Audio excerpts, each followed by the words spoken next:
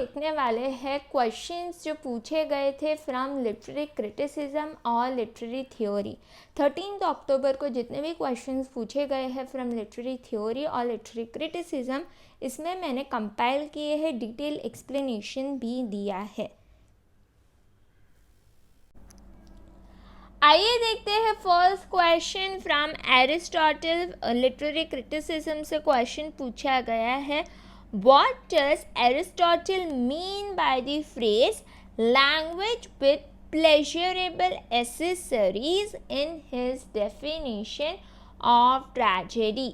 अब इसके लिए आपको एरिस्टोटल के ट्रेजेडी का डेफिनेशन पता होना चाहिए, ठीक है। तो मैंने ये ट्रेजेडी ऑफ डेफिनेशन 7 पार्ट्स में डिवाइड किया है ताकि आप इजीली ये क्वेश्चन को सॉल्व कर सकें। तो डेफिनेशन ऑफ ट्रेजेडी जो एरिस्टोटल ने दिया है, फर्स्ट चीज़ वो कहती है कि इट इन्वॉल्व्स मिमेसिस। सेकेंड कहती है it is serious. Third statement कहता है the action is complete and with magnitude. Statement 4 कहता है it is made up of language with the pleasurable accessories of rhythm and harmony. तो यहाँ पर ये 4 स्टेटमेंट काफ़ी इम्पॉर्टेंट है, प्लीज़ इसे बराबर से देखिए। स्टेटमेंट 4 कहता है about tragedy it is made up of language with the pleasurable accessories of rhythm and harmony. Fifth statement कहता है this pleasurable accessories are not used uniformly throughout but are introduced in separate parts of work, so that for instance some beats are spoken in verse and other beats are sung, ठीक है। Six statement कहता है it is perform rather than narrated। And last 7 statement definition of tragedy में है it arouses the emotions of pity and fear and accomplishes catharsis of this emotions। so ये 7 statements आपको पता होने चाहिए आने वाले एग्जाम्स के लिए, ठीक है। अगर आपको ये चीज़ पता है तो आप इजीली सॉल्व कर सकते हो ये क्वेश्चन। सो स्टेटमेंट ए कहता है a language full of pompous vocabulary नहीं, बी एन एम्बेलिश्ड लैंग्वेज नहीं, c a language full of rhythm and harmony. जैसे कि मैंने आपको समझाया, स्टेटमेंट 4 जो डेफिनेशन ऑफ ट्रेजेडी है वो कहता है it is made up of language with the pleasurable accessories of rhythm and harmony. वहाँ से ये क्वेश्चन बना है। D a language super added with song. So ये फिफ्थ स्टेटमेंट कहता है this pleasurable accessories are not used uniformly throughout but are introduced in separate parts of work, so that for instance some beats are spoken in verse and other beats are sung, ठीक है। so C and D correct है। E emotive language नहीं, यहाँ पर कोई emotive language का जिक्र नहीं किया गया। सो यहाँ पर हम देखते हैं कि जो करेक्ट पेयर है वो है c and d only. So यहाँ पर करेक्ट आंसर आएगा option number 4, c and d only. C a language full of rhythm and harmony, d a language super added with song. So यहाँ पर correct answer है option number 4। Next question जो पूछा गया है from Aristotle's guru Plato, which of the following are Plato's main objection against poetry? Option A, the poet is an imitator. Yes, absolutely correct. Theory of mimesis जो Plato ने दी है वो definitely ये चीज़ कहती है। B, the poet is incapable of bravery। नहीं।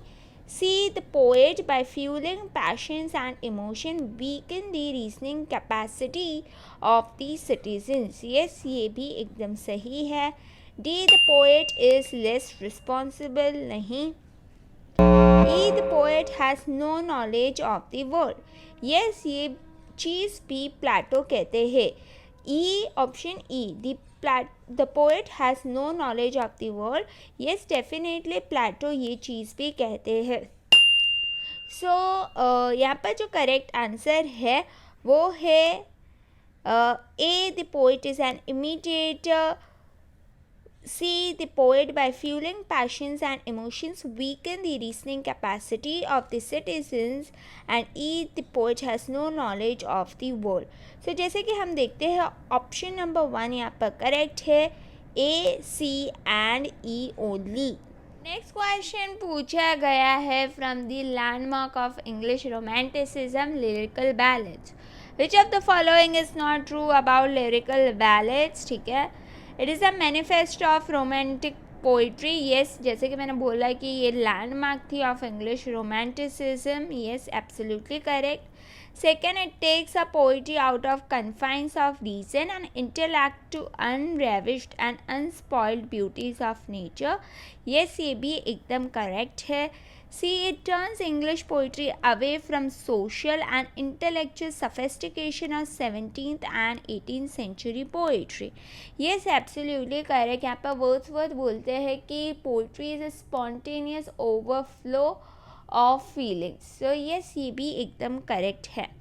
So D4, it is very particular about form and structure of poem. अब ये बात गलत है बिकॉज यहाँ पर जो वर्ड्सवर्थ है वो कहते हैं कि यहाँ पर एक पोएट को लैंग्वेज अपनानी चाहिए of common man. So fourth वाला जो है वो not true about lyrical ballad है. सो यहाँ पर करेक्ट आंसर आएगा option number 4. It is very particular about the form and structure of poem.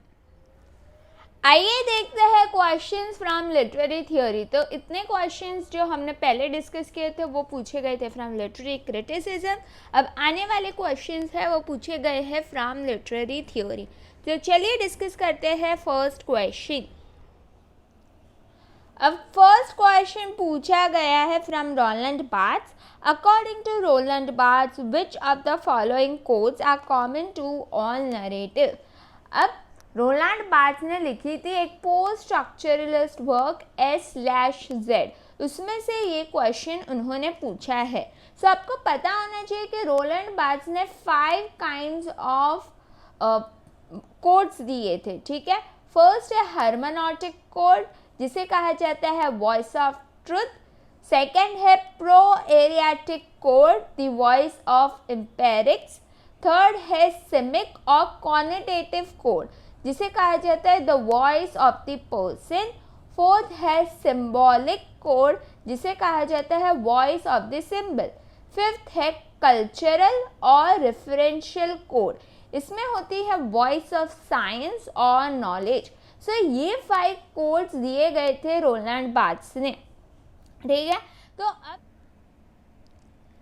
अब इस कोड को याद करने के लिए मैं आपको निमोनिक देती हूँ. ठीक है, सो निमोनिक है बार्थ्स सेज. ठीक है, Barthes says Herman is pro in Mike, he speaks about symbols and culture. So ये है mnemonic. Herman is pro in Mike, he speaks about symbols and culture. अब यहाँ पर Herman stands for harmonic, pro stands for proairetic, फिर Mike stand for semic, फिर he speaks about symbols and culture. तो symbols यहाँ पर symbolic code को represent करता है और कल्चर यहाँ पर कल्चरल कोड को रिप्रेजेंट करता है. अगर आप ये निमोनिक याद रखोगे तो आप आराम से ये इक्वेशन इजीली सॉल्व कर पाओगे. ठीक है, तो चलिए सॉल्व करते हैं अब ये क्वेश्चन. फर्स्ट ए ऑप्शन है synthetic code, b proairetic code, c semi code, d hermeneutic code, e symbolic code. फिर choose the correct answer from the options given below. So यहाँ पर जो करेक्ट आंसर जैसे कि हमने पढ़ा है, यहाँ पर करेक्ट आंसर होगा proairetic code, semic code, hermeneutic code और symbolic code. B, C, D and E only. Option number 4 यहाँ पर करेक्ट होगा. नेक्स्ट क्वेश्चन काफ़ी ज़्यादा इजी है, बुक्स एंड ऑथर्स से पूछा गया है. ठीक है, क्रिटिसिज्म इन वाइल्डरनेस, ये बुक लिखी है जॉफ्री हार्टमैन ने, एकदम करेक्ट है। पोइट्री एंड रिप्रेशन, ये बुक लिखी गई है बाय हराल्ड ब्लूम, ये भी करेक्ट है। C strangers to ourselves, Julia Kristeva, yes ये भी बुक जूलिया क्रिस्टीवा ने लिखी, एकदम करेक्ट है। फिर fourth, madness and civilization written by Roland Barthes, अब ये करेक्ट नहीं है बिकॉज मैडनेस एंड सिविलाइजेशन लिखी गई है बाय मिशेल फुको। सो यहाँ पर करेक्ट आंसर आएगा option number 4, madness and civilization Roland Barthes ने नहीं लिखी बल्कि मिशेल फुको ने लिखी है। ठीक है, अगेन ये क्वेश्चन पूछा गया है from French literary critic Roland Barthes, which of the following observations are true about Roland Barthes' contribution to literary theory? A. He rejected the model for structural analysis of narrative. अब ये statement में error है, inaccurate है। अब मैं आपको बता देती हूँ क्यों ये स्टेटमेंट गलत है। हम सब जानते हैं कि रोलैंड बार्थ्स एक लीडिंग स्ट्रक्चरलिस्ट थिंकर है ऑफ 20th सेंचुरी, और वो बिलीव करते थे और एम्फसाइज करते थे structure and forms rather than content और मीनिंग ऑफ टेक्स्ट। तो वो रिजेक्ट नहीं करते थे, वो सपोर्ट करते थे स्ट्रक्चरल एनालिसिस ऑफ नरेटिव। ठीक है, इसलिए ये स्टेटमेंट गलत है। B, he perceived meaning as an effect of various interconnections among linguistic codes, ये भी एकदम सही है। ठीक है। C, he identified the various codes found in the process of structuralism, ये स्टेटमेंट भी करेक्ट है। अब जैसा कि हमने पिछले वाले क्वेश्चन में देखा था कि 5 types of codes Roland Barthes ने दिए थे, hermeneutic code, proairetic code, semic code, symbolic code and cultural code. So ये स्टेटमेंट भी करेक्ट है। He played a significant role in the development of semiology. Yes, ये स्टेटमेंट भी 100% correct है। Rowland Barthes ने एक बुक लिखी थी in year 1965, elements of semiology. So yes, उनका बहुत बड़ा हाथ रहा है in the development of semiology, ये एकदम करेक्ट स्टेटमेंट है। E, he questioned the concept of literary criticism as an act of uncovering some hidden truth intended by the author, ये स्टेटमेंट भी करेक्ट है। करेक्ट ऑप्शन आएगा, correct pair आएगा option number B, सी, D, ई only. यहाँ पर correct answer है option number 4। ठीक है। B, he perceived meaning as an effect of various interconnections among linguistic codes.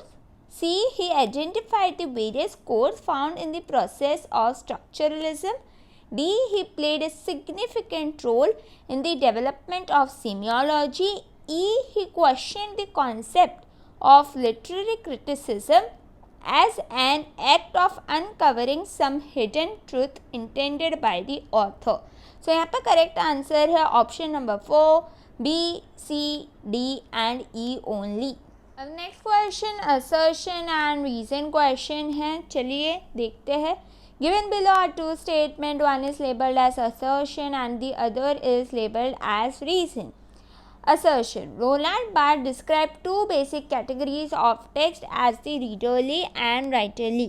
Yes, ये बात एकदम करेक्ट है। रोलैंड बार्थ्स के अकॉर्डिंग एक रीडरली टेक्स्ट होती है जहाँ रीडर पैसिव होता है, और सेकेंड टाइप ऑफ टेक्स्ट होती है वो होती है राइटरली टेक्स्ट, जहाँ पर रीडर एक एक्टिव पार्टिसिपेशन लेता है in establishing meaning of the text. So ये एकदम करेक्ट है। Reason, language is the window through which one sees the world. अब ये स्टेटमेंट 100% करेक्ट है। 20th सेंचुरी के linguist Edward Sapir and Benjamin Lee Whorf ये चीज़ कहते थे, पर इसका रोलैंड बार्थ्स की जो स्टेटमेंट है उससे कोई लेना देना नहीं है। Language is a window through which one sees the world, ये जो स्टेटमेंट है ये सपीर-वॉर्फ हाइपोथेसिस का पार्ट है, ठीक है. So in light of the above statement choose the options given below. Both assertion and reason are correct and reason is the correct explanation of assertion. ठीक है, ये incorrect है. Option 2, both assertion and reason are correct but reason is not the correct explanation of assertion. ये ठीक है. जैसे कि मैंने बताया assertion और reason दोनों ही करेक्ट है पर रीज़न का assertion से कोई लेना देना नहीं है. सो यहाँ पर करेक्ट आंसर है option number 2. Both assertion and reason are correct but reason is not the correct explanation of assertion. अब नेक्स्ट क्वेश्चन पूछा गया है, वो क्वेश्चन ऑलरेडी रिपीटेड क्वेश्चन है. जनवरी 2017 में सेम क्वेश्चन पूछा गया है.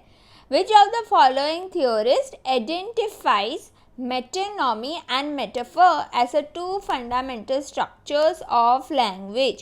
Option number 1 William Emerson, option number 2 Victor Shavorsky, option number 3 Roman Jakobson, option number 4 Ferdinand de Saussure. So यहाँ पर करेक्ट आंसर है ऑप्शन नंबर 3 रोमन जैकॉब्सन. जनवरी 2017 में सेम क्वेश्चन पूछा गया है. काफ़ी ज़्यादा इजी क्वेश्चन है. अगेन बुक्स एंड ऑथर्स से पूछे गए हैं. लिस्ट 1 में दिए गए हैं बुक्स, लिस्ट 2 में दिए गए हैं ऑथर्स. सो फर्स्ट बुक है द पोएटिक्स ऑफ प्रोज. इसका करेक्ट आंसर है Tzvetan Todorov. B problems of Dostoevsky's poetics. अब ये बुक लिखी गई है बाय मिखाइल बाखतिन. फिर सरप्राइज बाय सिन. अब ये टाइटल काफ़ी ज़्यादा इम्पॉर्टेंट है. टाइटल फुल है इसका surprised by sin the reader in Paradise Lost. ये बुक लिखी गई है by Stanley Fish. Then we have the wave women write. इसका करेक्ट आंसर है मैरी हयात. सो यहाँ पर करेक्ट आंसर आएगा A2, B3, C1, D4. The Poetics of Prose is written by Tzvetan Todorov. Problems of Dostoevsky's Poetics is written by Mikhail Bakhtin. Then we have Surprised by Sin book written by Stanley Fish. And then we have last book, The Wave Woman, right? It is written by Mary Hayat. I am so sorry for pronunciation. यहाँ पर है Mary high 8, okay, not Hayat, it is high 8. I am so sorry, please इसको ज़रा correct कर लीजिएगा. Next question काफ़ी ज़्यादा tricky है. क्वेश्चन है who among the following critics appropriates the following statement by Karl Marx? They cannot represent themselves. They must be represented. Option number 1 रूली वनीता, ये गलत ऑप्शन है. ऑप्शन नंबर 2 कमला भसीन, ये भी नहीं है. थर्ड फ्लैरिया एंजिन्स, ये भी गलत ऑप्शन है. Option number 4 Chandra Talpade Mohanty. अब यहाँ पर करेक्ट आंसर है ऑप्शन नंबर 4 चंद्रा तालपाड़े मोहिंते. अब आपको दो चीज़ें याद रखनी पड़ेगी. नंबर फर्स्ट, इन्होंने एक ऐसे लिखा है जिसका टाइटल है under western eyes feminist scholarship and colonial discourses. ठीक है. फिर इन ईयर 2003 इन्होंने इम्पॉर्टेंट बुक लिखी है. बुक का नाम है feminism without borders, decolonising theory, practising solidarity. So ये आप ज़रा याद रखना. चंद्रा तालपाड़े मोहिंते एक बहुत ही इम्पॉर्टेंट लेडी है जिन्होंने ये स्टेटमेंट लिखी है और एक ऐसे जो मैंने आपको बताया है प्लीज़ याद रखना. और इन्होंने 2003 में जो बुक लिखी है उसे आपको याद रखना पड़ेगा. नेक्स्ट क्वेश्चन पूछा गया है ऑलरेडी 2019 में, थोड़ा सा न्यू ट्विस्ट डाल के ये क्वेश्चन वापस से 2022 में पूछा गया है. सो यहाँ पर क्वेश्चन है Stuart Hall belongs to dash school of cultural studies. 4 options की भी ज़रूरत नहीं है. यहाँ पर करेक्ट आंसर इज़ बर्मिंघम. ठीक है. ऑक्सफोर्ड नहीं है, अमेरिकन भी नहीं है, कैम्ब्रिज भी नहीं है. यहाँ पर करेक्ट आंसर है ऑप्शन नंबर 4 बर्मिंघम। अब जो मैं आपको आगे पॉइंट बता रही हूँ वो प्लीज़ नोट कर लो, बिकॉज आई एम 110% श्योर कि आने वाले समय में ये क्वेश्चन ज़रूर पूछा जाएगा। ठीक है, 3 इम्पॉर्टेंट फाउंडिंग फिगर्स है। फर्स्ट है रिचर्ड होगर्ट, सेकेंड है रेमंड विलियम और थर्ड है स्टुअर्ट हॉल। ये तीनों ही फाउंडिंग फिगर्स है ऑफ स्कूल ऑफ थॉट, जिसे कहा जाता है ब्रिटिश कल्चरल स्टडीज़ और Birmingham school of cultural studies. Please याद रखिए ये तीनों नाम इम्पॉर्टेंट है, रिचर्ड होगर्ट, रेमंड विलियम्स और स्टुअर्ट हॉल। ये तीनों ही इम्पॉर्टेंट फाउंडिंग फिगर्स है। ठीक है, प्लीज़ नोट कर लो। 110% श्योर हूँ कि आने वाले समय में ये क्वेश्चन डेफिनेटली पूछा जाएगा। आइए देखते हैं next question. Who is the author of literature of their own. कई दफ़ा पूछा गया है प्रीवियस ईयर्स में। सो ये सिल्विया प्लैथ नहीं है, देन सेकेंड वर्जीनिया वुल्फ भी नहीं है, third option Elon Showalter. Yes, यहाँ पर करेक्ट आंसर है Elon Showalter. Option number C यहाँ पर करेक्ट है। अच्छा, आने वाले एग्ज़ाम के लिए आपको एलन शोवाल्टर की 3 और बुक्स याद रखनी पड़ेगी। पहली तो हमने जैसे पढ़ा the literature of their own, पर उसके सिवाय भी और 3 बुक्स है। जैसे फर्स्ट बुक का नाम आप नोट करिए, the female malady, women madness and English culture. Second in history colon historical epidemics and modern media. Third inventing herself colon claiming a feminist intellectual heritage. So ये 3 books please आप याद रखिए, literature of their own plus उसके सिवाय ये 3 books आपको याद रखनी पड़ेगी। आने वाले समय में आई एम श्योर कि ये 3 बुक्स भी पूछी जाएंगी एग्जाम्स में। नेक्स्ट क्वेश्चन है, who is the author of the essay 3 women text and critique of imperialism. अगर आपको ये ऐसे के बारे में नहीं पता तो मैं आपको हिंट देती हूँ। ये इंसान ने लिखी है एक फेमस ऐसे जिसका नाम है can the subaltern speak. Yes, absolutely correct. Gayatri Chakravorty Spivak ने लिखी है 2 इम्पॉर्टेंट ऐसे, याद रखना। First is can the subaltern speak और दूसरा ऐसे ये है 3 women text and critique of imperialism.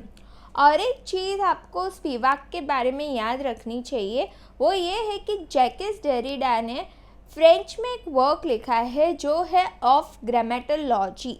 अब ये वर्क को गायत्री चक्रवर्ती स्पिवाक ने इंग्लिश में ट्रांसलेट किया है। सो कई दफ़ा एग्ज़ाम में पूछा गया है कि who translated the work of grammatology in English language. So वहाँ पर भी करेक्ट आंसर है गायत्री चक्रवर्ती स्पिवाक। अब नेक्स्ट क्वेश्चन है, it is significant that the productive capacities of this third space have colonial and post-colonial provenance. The above lines have been written by. ठीक है, option number 1 Salman Rushdie, option number 2 Edward Said, option number 3 Benedict Anderson, option number 4 Homi के भाभा। अब यहाँ पर ये question solve करने के लिए एक ट्रिक है। अगर आप सही से स्टेटमेंट देखें, it is significant that the productive capacities और third space have colonial and post colonial। So यहाँ पर जो स्टेटमेंट है वहाँ पर है थर्ड स्पेस और उसी के साथ दिया गया है colonial और पोस्ट colonial का रेफरेंस। सो आपको अच्छे से पता होना चाहिए कि जो कॉन्सेप्ट है ऑफ थर्ड स्पेस, वो जो एट्रीब्यूट किया जाता है वो है होमी के भाभा को। सो और वो एक पोस्ट कॉलोनियल क्रिटिक भी है। सो यहाँ पर करेक्ट आंसर है ऑप्शन नंबर 4 होमी के भाभा। अब जो ये थर्ड स्पेस थियोरी है उसे 2 इंसान एसोसिएटेड है। फर्स्ट है होमी के भाभा और सेकंड है एडवर्ड सोजा। सो यहाँ पर अगर ऑप्शन में देखो तो एडवर्ड सोजा नहीं दिया हुआ है। सो ऑब्वियसली करेक्ट आंसर आएगा होमी के भाभा।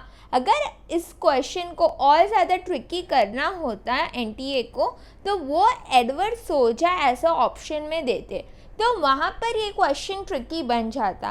पर ये क्वेश्चन इतना ट्रिकी हम नहीं कह सकते, बिकॉज थर्ड स्पेस थ्योरी से एसोसिएटेड है होमी के भाभा भी। सो यहाँ पर करेक्ट आंसर आएगा ऑप्शन नंबर 4, होमी के भाभा। Next question है, given below are two statements. One is labeled as assertion and the other is labeled as reason. Assertion: the Marxists represent Marxism as a scientific account of social change. ठीक है. Reason: the Marxist ideology believes that culture is a mirror of social life and the artist is an engineer of the human soul, educating the working classes. अब ये statement 1 और statement 2 दोनों ही correct है, मतलब assertion भी correct है और reason भी करेक्ट है। सो अगर आप देखो ये दोनों को, सो assertion and reason are correct and reason is the correct explanation of assertion. ठीक है, सो यहाँ पर करेक्ट आंसर आएगा option number 1, both assertion and reason and are correct and reason is the correct explanation of assertion. आइए देखते हैं next question. Which of the following denotes the three phases of literary feminism according to Ellen Showalter? अब हम सब जानते हैं कि Elon शोआल्टर ने कॉइन किया था एक टर्म गाइनोक्रिटिक्स. ठीक है, उसी समय एलन शोआल्टर कहती है कि 3 फेजेस होते हैं फेमिनिज्म में. फर्स्ट फेज है फेमिनाइन फेज. अब ये हुआ था फ्रॉम 1840 टू 1880. अब यहाँ पर ये फेज में एलन शोआल्टर कहती है कि वुमेन राइटर इमिटेट करती है मेन को, जैसे कि जॉर्ज एलियट थी. फिर सेकेंड फेज है फेमिनिस्ट फेज, जहाँ पर वुमेन प्रोटेस्ट करेगी और वो वुमेन एडवोकेट करेगी माइनॉरिटी राइट्स को. और ये फेज है अराउंड 1880 टू 1920. फेमिनिस्ट फेज में अगर आप देखो एग्जाम्पल्स है एलिजाबेथ रॉबिन्स या फ्रांसिस ट्रूलोप. थर्ड फेज है ऑफ फीमेल फेज. ठीक है, ये है अराउंड 1920 टिल अराउंड 1960. अब यहाँ पर एलन शोआल्टर कहती है कि यहाँ पर वुमेन जो है वो रिजेक्ट करेगी 2 इम्पॉर्टेंट चीज़ को. फर्स्ट है इमिटेशन और सेकंड है प्रोटेस्ट, क्योंकि उनको लगता है इमिटेशन एंड प्रोटेस्ट दोनों ही एक काइंड ऑफ डिपेंडेंसी है. यहाँ पर एलन शोआल्टर कहती है कि वुमेन है उनकी राइटिंग न्यू फेज में जाएगी, जो सेल्फ डिस्कवरी की ओर ले जाएगी या सेल्फ अवेयरनेस की ओर ले जाएगी. सो ये 3 फेजेस है ऑफ फेमिनिज्म. सो अगर फीमेल फेज का एग्जाम्पल देखूँ तो जैसे कि हो गए डॉरथी रिचर्डसन, एक परफेक्ट एग्जाम्पल है ऑफ फीमेल फेज. ठीक है, अब ऑप्शन देख लेते हैं. जैसे कि हमने पढ़ा, ऑप्शन ए फेमिनाइन करेक्ट है, बी गलत है, गर्ली नहीं है, सी वुमेनिश भी नहीं है, डी फेमिनिस्ट अगेन करेक्ट है, ई फीमेल भी करेक्ट है. सो यस, यहाँ पर करेक्ट आंसर आएगा option number A, option number D and option number E. A, D and E only. यहाँ पर करेक्ट आंसर है option number 4, feminine, feminist and female. अब नेक्स्ट क्वेश्चन पूछा गया है from डीकंस्ट्रक्शनिज्म. J.H. Miller, one of the leading exponents of deconstruction, makes a deconstructionist reading of which of the following poems? अब हम सब जानते हैं J.H. मिलर ने लिखी है एक famous work critic as a host. वहाँ से ये क्वेश्चन पूछा गया है. ठीक है, so first option the triumph of life. अब यस, ये करेक्ट आंसर है. इन्होंने डीकंस्ट्रक्शनिस्ट वर्क पे डीकंस्ट्रक्शनिस्ट रीडिंग की थी of the triumph of life, जो लिखी गई है बाय पीबी शेली। सो यहाँ पर करेक्ट आंसर है ऑप्शन नंबर 1। आइए देखते हैं नेक्स्ट क्वेश्चन, काफ़ी ज़्यादा ट्रिकी है। What is the correct sequence of the following feminist text? ठीक है, option A sexual politics, option B a world of difference, option C the female imagination, option D thinking about women, option E a room of one's own. ठीक है, तो इसका जो correct order आएगा वो आएगा अ रूम ऑफ वंस ओन, जो Virginia Woolf ने लिखी थी इन ईयर 1929। ठीक है, देन थिंकिंग अबाउट वुमेन जो लिखी गई है बाय मैरी एलमैन, इन्होंने लिखी थी in year 1968। Then A sexual politics, ये बुक लिखी है केट मिलेट ने in year 1970। Then we have C the female imagination जो लिखी है पेट्रिकिया मेयर स्पार्क्स, इन्होंने लिखी है in year 1975। Then we have B a world of difference, ये बुक है बाय बारबरा जॉनसन, इन्होंने लिखी है ये बुक इन ईयर 1987। सो यहाँ पर जो करेक्ट ऑर्डर आएगा वो है E a room of one's own, D thinking about women, A sexual politics, C the female imagination and B the world of difference, EDACB। So यहाँ पर जो करेक्ट पेयर है वो है ADACB, ऑप्शन नंबर 3। ठीक है, ऑप्शन नंबर 3 यहाँ पर करेक्ट आंसर है। नेक्स्ट क्वेश्चन है assertion reason based question. Given below are two statement, one is labeled as assertion, other is labeled as reason. ठीक है, assertion, in so far as we are taught how to read, what we engage are not texts but paradigms. Reason, we appropriate meaning from a text according to what we need or desire, or in other words according to the critical assumption of the predisposition that we bring to it. अब ये question जाना पहचाना सा है। अगर आप जुलाई 2016 का previous year question paper देखोगे तो ये क्वेश्चन सेम क्वेश्चन पूछा गया है। ठीक है, जुलाई 2016 में भी ये क्वेश्चन पूछा गया था। तो अब इसका एक्सप्लेनेशन देखते हैं। अब एक फेमिनिस्ट लिटरेरी क्रिटिक है जिनका नाम है एनेट कोलेडी। ये वेल नोन है एक एस्से के लिए जो पब्लिश हुआ था in year 1980, dancing through the minefield colon some observation on the theory practice and politics of a feminist literary criticism. अब ये एस्से के अंदर ये बहुत क्रूशियल पॉइंट कहती है, जहाँ वो कहती है in so far as we are thought how to read, what we engage are not text but paradigm. अब इसी स्टेटमेंट को सपोर्ट करते हुए वो रीज़न देती है कि our understanding of the meaning of any text is a result of our needs and desire as well as our pre disposition. सो यहाँ पर एनेट कहना चाहती है कि जब भी कोई टेक्स्ट रीड कर रहा है हर एक इंडिविजुअल मीनिंग निकालेगा अकॉर्डिंग टू हिज नीड और डिज़ायर। ये जो दो स्टेटमेंट है वो एनेट कोलेडी ने कही है अपनी एसे में। ठीक है, बहुत डीप डाउन क्वेश्चन है ये, प्लीज़ याद रखिएगा। आने वाले समय में आई एम श्योर ये सेम क्वेश्चन दोबारा से पूछा जा सकता है। ऑप्शंस देख लेते हैं। इन light of the above statement choose the most appropriate answer from the options given below. Both assertion and reason are correct, and reason is the correct explanation of assertion.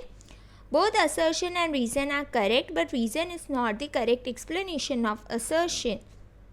3. Assertion is correct, but reason is not correct. 4th, assertion is not correct, but reason is correct. So जैसा कि हमने देखा यहाँ पर correct answer आएगा both assertion and reason are correct and reason is the correct explanation of assertion.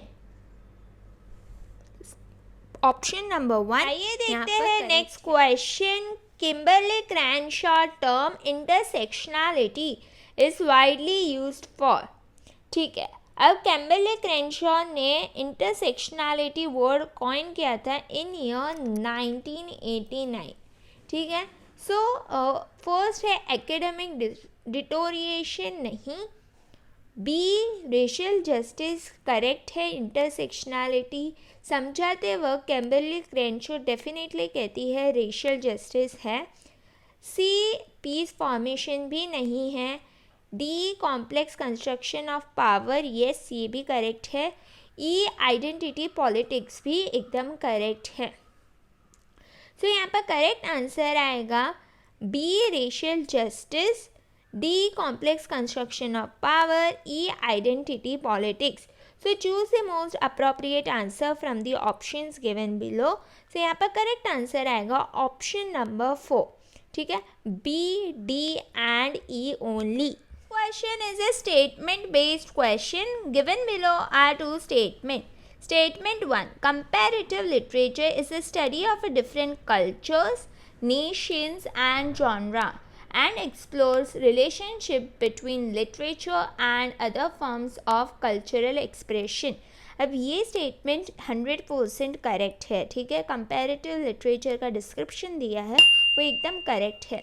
Statement 2, in this study of literature and culture the importance of methodology is secondary.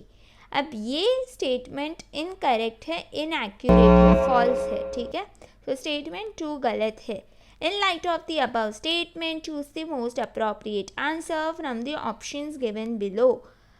Number 1, both statement 1 and statement 2 are true. Second, both statement 1 and statement 2 are false. 3, statement 1 is true but statement 2 is false.